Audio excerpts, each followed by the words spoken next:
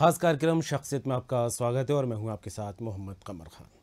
Medical field को लेकर बात करें तो आए दिन नए आयाम यहां पर देखने को मिल रहे हैं। न सिर्फ आयाम बल्कि टेक्नोलॉजी इतनी बढ़ गई है कि इस मेडिकल क्षेत्र में लगातार अब बीमारियों के इलाज भी मिलते आसान होते दिखाई दे रहे हैं। और इसको लेकर मेडिकल में जिस तरह से बार बार रिसर्च हो रहे हैं, बार बार जो सुविधाएं देने की बात निकल कर सामने आती है, तो हर एक बीमारी से लड़ने की ताकत अक्सर मिलती यहाँ पर दिखाई देने लगी है। और मेडिकल क्षेत्र की जब बात हो तो कुछ नामी ग्रामी हस्तियाँ भी जो हैं इसका परिचय की मोहताज नहीं होती। और ऐसे ही एक बड़ी हस्ती और एक बड़ी शख्सियत हमारे साथ आज मौजूद हैं, जयप्रकाश पालीवाल जी, जो कि पालीवाल हॉस्पिटल के डायरेक्टर हैं। आज शख्सियत में उन्हीं से बात करेंगे। तो डॉक्टर पालीवाल जी, आपका बहुत बहुत स्वागत है। बहुत स्वागत अभिवादन करता हूँ आपका भी मैं अपनी तरफ से। जी डॉक्टर साहब, सबसे पहले जब मेडिकल की बात होती है तो कहा जाता है कि एक बड़ा संघर्ष करने के बाद इस फील्ड में जो कदम रखा जाता है और इसमें कई सारी चुनौतियां निकल कर सामने आती हैं। लेकिन शुरुआती दौर में जिस तरह से जिस वक्त आपने ये शुरुआत की होगी, उस वक्त क्या सोच आपके अंदर आई कि मुझे डॉक्टर ही बनना है या चिकित्सक बनने के अलावा मुझे लोगों की सेवाएँ करना है? किस तरह का मोटिव लेकर आप आगे बढ़े थे? देखिए, मैं बहुत छोटा था उस वक्त। मेरी माँ की तबीयत बहुत ख़राब थी, छोटे से गांव में रहता था। मैं समझता हूँ कि उस वक्त लालटेन चिमनी बहुत बड़ी बात होती थी और सबसे बड़ी चीज़ तो घासलेट की उपलब्धि नहीं होती थी, वो एक अलग विषय है। जी। उस वक्त माँ की तबीयत ख़राब हुई तो उनको पिताजी, मैं शाजापुर ज़िले का रहने वाला, पिताजी इंदौर लेकर गए और इंदौर ले जाने के बाद जब माँ वापस घर आई 1 महीने के बाद, तो मैंने उनको काफ़ी पीड़ा में देखा। मुझे लगा कि उस वक्त हमारे गांव से या किसी भी हमारे आसपास के इलाके से चिकित्सा सेवाएं भी नहीं थी और उस इलाके से कोई भी चिकित्सक हुआ भी नहीं था। तो अक्सर परिवार वाले बोलते थे कि अपने घर से एक डॉक्टर होना चाहिए, तो भी छोटा है, कोशिश कर, पढ़ाई कर, हो जाए तो हो जाए। तो उस प्रेरणा ने, और मैं समझता हूँ कि इस पीड़ा भी थी, प्रेरणा भी थी, और साथ में जिजीविषा और कहीं न कहीं ईश्वर की कृपा, माता पिता के माध्यम से ईश्वर की कृपा थी। तो चिकित्सा विज्ञान की तरफ चलते चले आए और उस पड़ाव में धीरे धीरे मैं समझता हूँ कि छोटे से गांव से एक फिर बड़ा शहर, फिर तहसील, फिर मुख्यालय, फिर उसके बाद राजधानी, और उसके बाद जो कुछ है आज सब ईश्वर की कृपा से और माता पिता के आशीर्वाद से है। लेकिन प्रेरणा जब मिलती है जब या तो आप बहुत पीड़ा में होते हैं या कहीं पर आप किसी को बहुत सफल देखते हैं। सफलता भी प्रेरणा देती है, तकलीफ भी प्रेरणा देती है। तो प्रेरणा में, सफलता और तकलीफ में मैं समझता हूँ कि मेरे इसके पीछे तो माँ की तकलीफ रही है। माँ की तकलीफ एक बड़ी प्रेरणा बनी और उसको लेकर आपने तय कर लिया कि जिस तरह से माँ एक बीमारी को लेकर तड़प रही है, मैं किसी और को तड़पने नहीं दूंगा। जब इस तरह की बात आती है तो कहीं ना कहीं एक भावनाएं भी जुड़ती दिखाई देने लगती हैं कि नहीं, इस पेशे के साथ भावनाएं भी जुड़ी हैं। तो उसको किस तरह देखते हैं आप? देखिए, यदि आप एक अच्छे इंसान नहीं है तो आपको चिकित्सा पेशा छोड़ देना चाहिए। जी। एक अच्छे चिकित्सक की मूलभूत तो पहली और आखिरी आवश्यकता सिर्फ ये है कि क्या वो एक अच्छा इंसान है, क्या उसमें किसी की तड़प के पीछे, तकलीफ के पीछे उसके दिल की धड़कनें रुकती है, अटकती है, उसको प्रेरित करती है। यदि हम किसी रोगी की पीड़ा को नहीं समझते हैं और यदि हमें इंसानियत नहीं है तो हमें चिकित्सा छोड़ देना चाहिए। जी। मैं समझता हूँ कि चिकित्सक होने के लिए, उसके लिए शिक्षा और योग्यता ये एक अलग चीज़ है, दक्षता एक अलग चीज़ है। बिल्कुल। लेकिन समर्पण और आपका समर्पण के साथ साथ आपका उस पेशे के प्रति कर्तव्यपरायणता, ये 2 बहुत बड़ी चीज़ होती है। और यदि समर्पण और कर्तव्यपरायणता है तो निश्चित तौर पर, वैभव की बात करते हैं, चिकित्सा जगत में वैभव की कमी नहीं, वैभव तो अपने आप पीछे पीछे आता है। गौरव भी मैं समझता हूँ कि अपने आप पीछे पीछे मिलता है। तो गौरव और वैभव, यदि आप समर्पित चिकित्सक हैं तो गौरव और वैभव की आपको आपके जीवन की और आपके परिवार की मूलभूत समस्त भौतिक आवश्यकताओं की पूर्ति के लिए पर्याप्त होता है, ये मैं मानता हूँ। बिल्कुल। और गौरव की बात कही, भावना और एक इमोशन जिस तरह से लोगों के साथ जुड़ा रहता है। तो ऐसे में चिकित्सा की पढ़ाई को लेकर बात करें तो कहाँ से आपने शुरुआत की थी और किस तरह के कोर्सेस आपने किया, वो भी तब, क्योंकि आपने बताया कि पढ़ाई उस वक्त शुरू की जब चिमनी का ज़माना था और एक चिमनी की रोशनी में पढ़ना एक सबसे बड़ी चुनौती हुआ करता था। देखिए, सबसे पहले तो मैं आपको इतना बता दूं कि जब मैं 8th में था और 8th पास होने के बाद जब मैं गांव से शहर आ रहा था तो मैं पहली बार ट्रेन में बैठा था। जी। बड़ी कौतूहल, बड़ी उत्सुकता थी, बड़ी जिज्ञासा थी कि ट्रेन होती कैसी, चलती कैसी है, पटरियाँ कैसी है। तो जब ट्रेन में बैठने का मौका आया तो हम करीबन 20 किलोमीटर ट्रेन में बैठे थे। मेरे जीवन का सबसे सुखद पड़ाव मैं उसे मानता हूँ जो कभी नहीं भूलता हूँ। लेकिन उस वक्त मुझे ऐसा लगा कि नहीं, ये ट्रेन यदि एक छोटे कस्बे से मतलब हमारे गांव से छोटे कस्बे तक जाने के लिए एक माध्यम है तो शायद हमें अपने जीवन को भी इसी तरह निरंतरता की ओर ले जाना चाहिए। उसके बाद मेरी महाविद्यालयीन शिक्षा शुजालपुर, शाजापुर ज़िले के शुजालपुर गांव में, शुजालपुर तहसील में हुई। उसके बाद चिकित्सा महाविद्यालय में 1979 में लगभग आज से 43 वर्ष पहले भोपाल आया था। फिर मेरा यहीं पर एमबीबीएस हुआ। यहीं से मैंने चिकित्सा में एक जनरल सर्जन की हैसियत से सुपर स्पेशलिटी की डिग्री ली और उसके बाद कुछ साल मैंने शासकीय सेवा में रहा। फिर शासकीय सेवा को छोड़कर मैं निजी चिकित्सा क्षेत्र में आ गया और पिछले 43 वर्षों का चिकित्सा के प्रति अध्ययन, अध्यापन और समर्पण का 43 वर्षों का पड़ाव मेरा जो है, इसमें कुछ उतार चढ़ाव आए, कई परिस्थितियां विपरीत रहीं, लेकिन मैं समझता हूं कि फिर भी ईश्वर की कृपा से जो कुछ पाया है या जो कुछ सम्मान मिलता है वो कहीं ना कहीं आत्मोक्त करने के लिए पर्याप्त होता है। फिर आपकी अपेक्षाओं की भी एक सीढ़ी होना चाहिए और एक, मैं समझता हूँ, उसकी छत होना चाहिए। हम कितनी अपेक्षाएं रख रहे हैं, वो संभव है या असंभव? असंभव अपेक्षाएं नहीं रखना चाहिए। असंभव प्रयास के लिए, असंभव चीज़ों के लिए प्रयास जरूर करना चाहिए। बाकी अपेक्षाएं तो अनंत पर छोड़ देना चाहिए। बिल्कुल, और अनंत का जो सारा काम है भगवत पर छोड़ देना चाहिए, ये एक चीज़ है।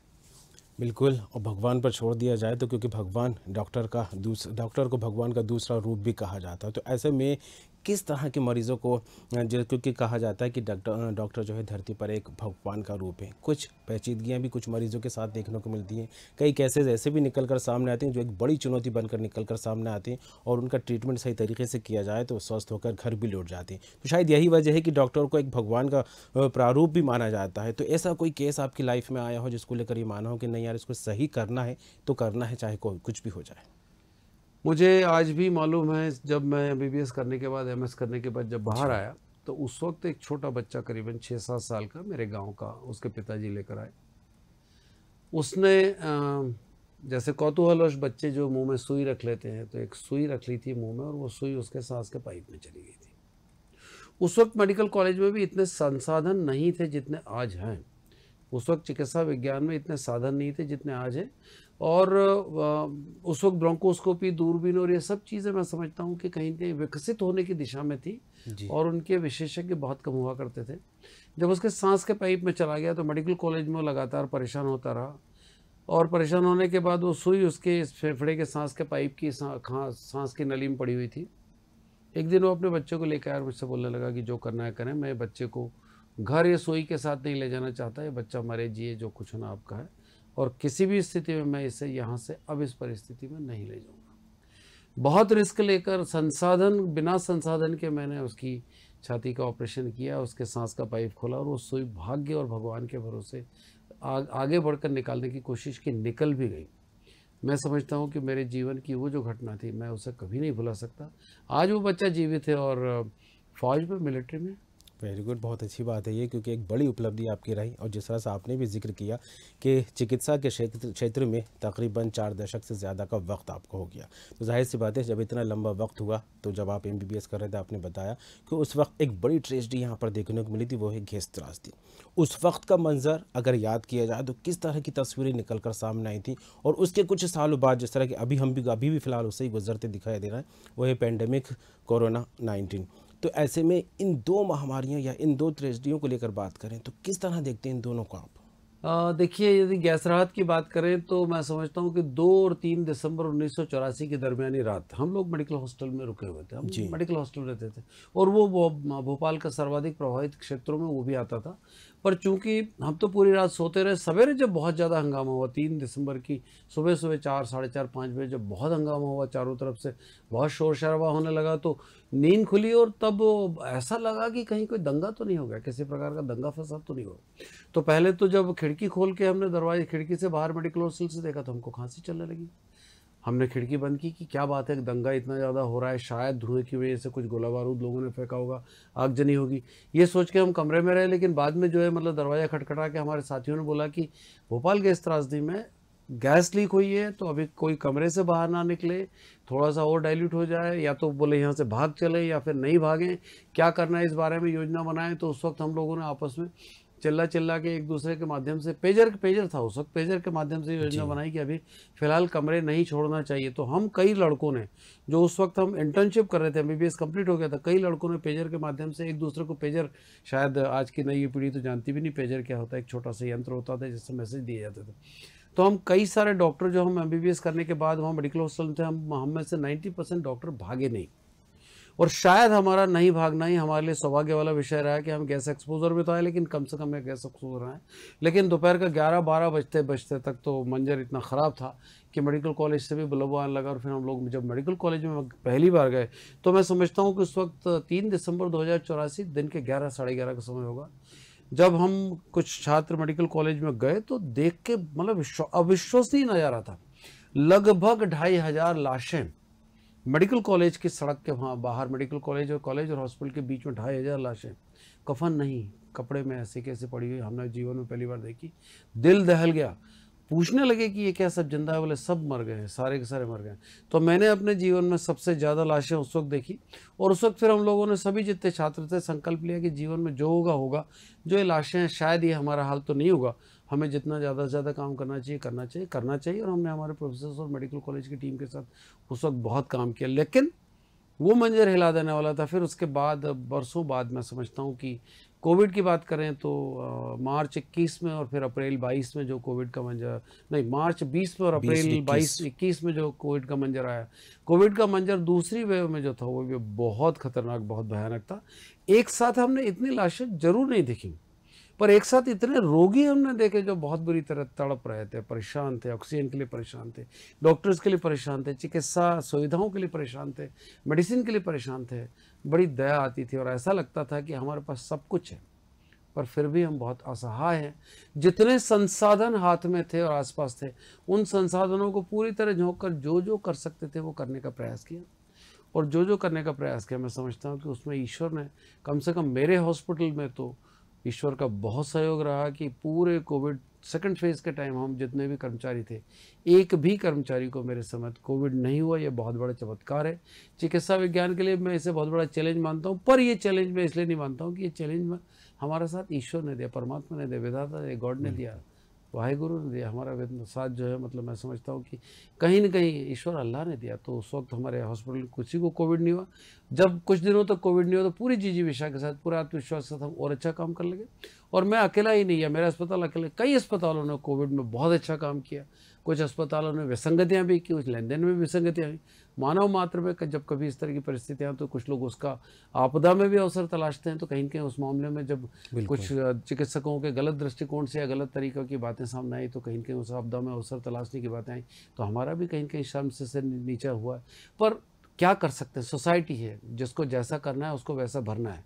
लेकिन ईश्वर करे, जीवन में हमने 2 मंजर बहुत बुरे देखे हैं, ईश्वर करे अब हमें इस तरह के मंजर बिल्कुल। और जिस तरह से MBBS आपने कंप्लीट किया, after completing MBBS that was a very big experience. जब भोपाल गैस ट्रेजेडी हुई तो एक साथ कई लाशें आपने देखी और उसके 3 दशक बाद तकरीबन देखा जाए तो कोविड महामारी सामने आई।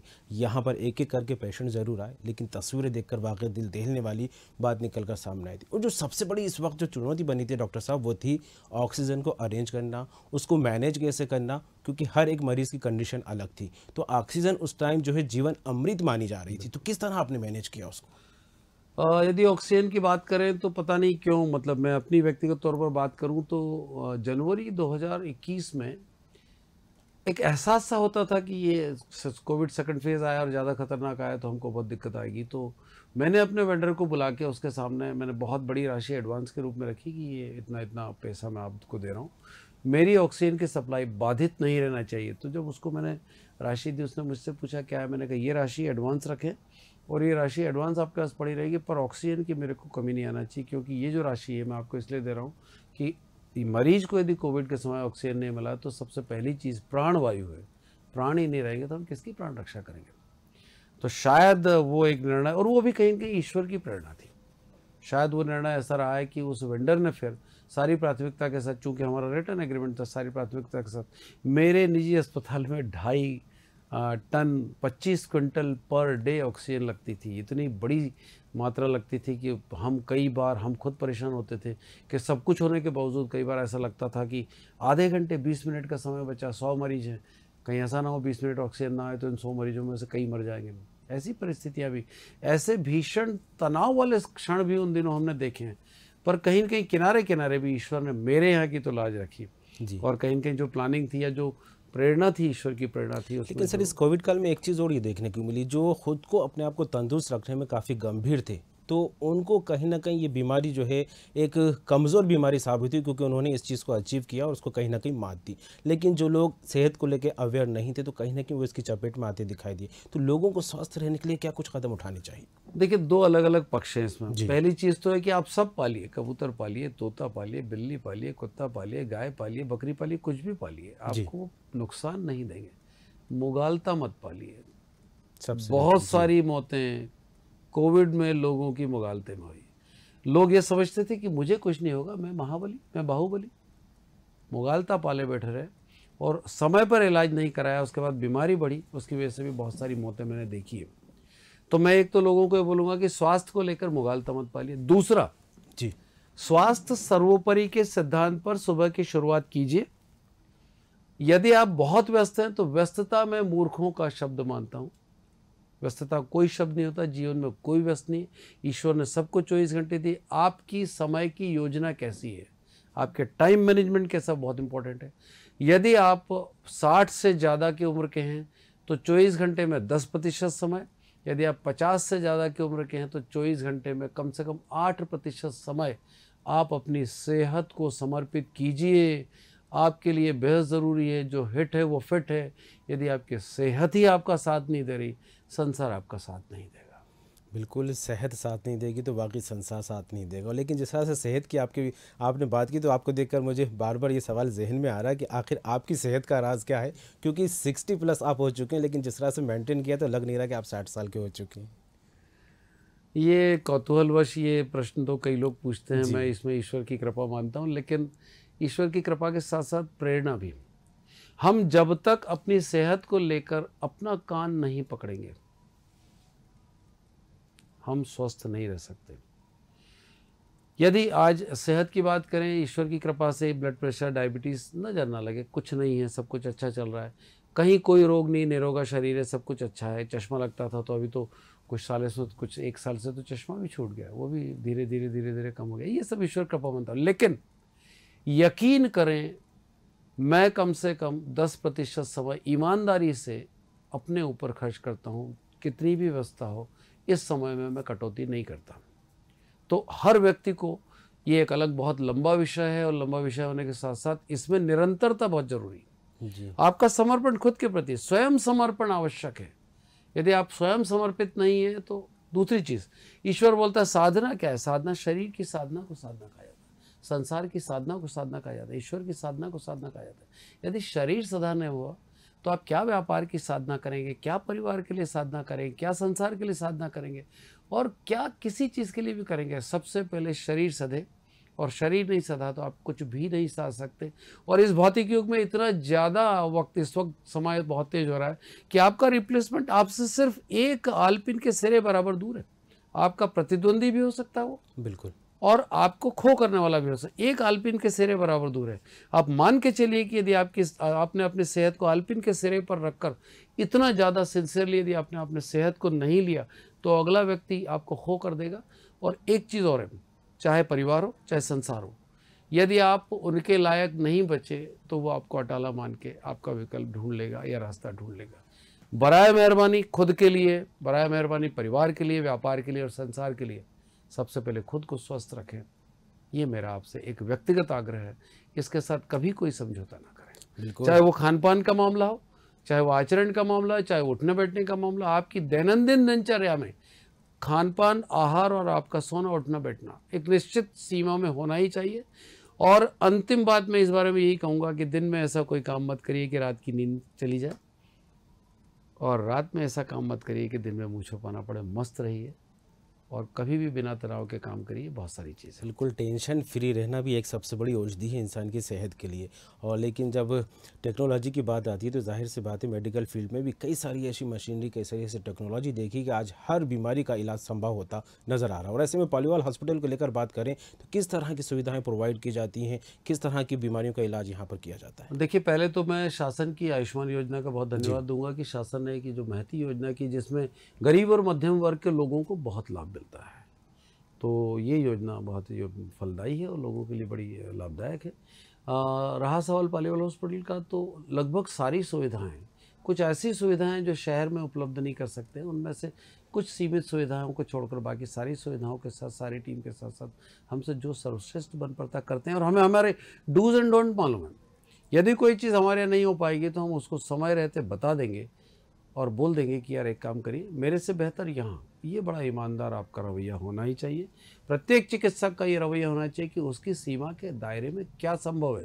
यदि उसकी बियॉन्ड हिज लिमिट या बियॉन्ड हिज नॉलेज यदि कोई चीज़ है तो उसको चिकित्सा जगत में और भी उसके साथी हैं, उससे बेहतर भी हैं, उससे सीनियर भी हैं, उससे ज़्यादा पढ़े लिखे भी हैं। सबका सहयोग लेकर सिर्फ एक चीज़ सोचकर काम करना चाहिए कि मैं नहीं, मेरे मरीज की श्रेष्ठता और स्वास्थ्य के लिए क्या बहुत आवश्यक है और कौन बहुत आवश्यक है, इस आधार पर करें। इसे व्यापार नहीं, बिल्कुल। और इसे नैतिकता समझकर करें।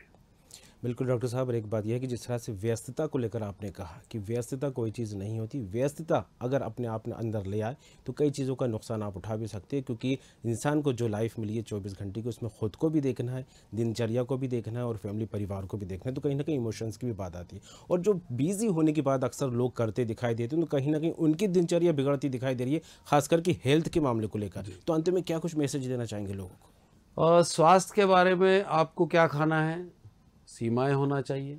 क्या पहनना है, वो भी सीमाएं होना चाहिए। कब सोना उठना बैठना है, वो भी सीमाएं होना चाहिए। कितने टेलीफोन वापरना है, मोबाइल पर कितना रहना है, वो भी सीमाएं होना चाहिए। किस तरह की चीज़ें खाना है, वो भी सीमाएं होना चाहिए। और इसके अलावा व्यवहार कैसा और वाणी कैसा हो, वो भी सीमाएं होना चाहिए। मैं सिर्फ संक्षिप्त में यही कहना चाहूँगा कि ईश्वर ने इस 75 किलो के शरीर में ये 75 ग्राम की ज़ुबान ऐसी दी है, यदि ये बोलने पे बिगड़ जाए तो संसार बिगाड़ दे, और खाने पे बिगड़ जाए तो शरीर बिगाड़ दे। सिर्फ इस एक को संभाल लीजिए, आपके बारे में। बहुत खूबसूरत बात आपने कही है डॉक्टर साहब। और जिस तरह से बात की जाए, वाकई हर एक चीज़ की सीमा होती है, और हमारी और आपके बीच जो बात हो रही है इसकी भी एक सीमा है। वक्त इजाज़त नहीं दे रहा कि मैं आपकी और अपनी बात को आगे बढ़ा सकूं। फिलहाल आने के लिए और जुड़ने के लिए आपका बहुत बहुत शुक्रिया। तो जिस तरह डॉक्टर साहब ने एक बड़ी महत्वपूर्ण बात कही है कि हर एक चीज़ की सीमा होती है, चाहे वक्त की हो, काम करने की हो, या लज्जत के लिए ज़ुबान का इस्तेमाल करने की हो। अगर इन सब पर कंट्रोल कर लिया तो आप खुद ब खुद अपनी सेहत को लेकर अवेयर हो जाएंगे और आप कई बीमारियों से बच सकती हैं। फिलहाल आज शख्सियत में इतनी। खबरों का सिलसिला जारी रहेगा, बने रहिए।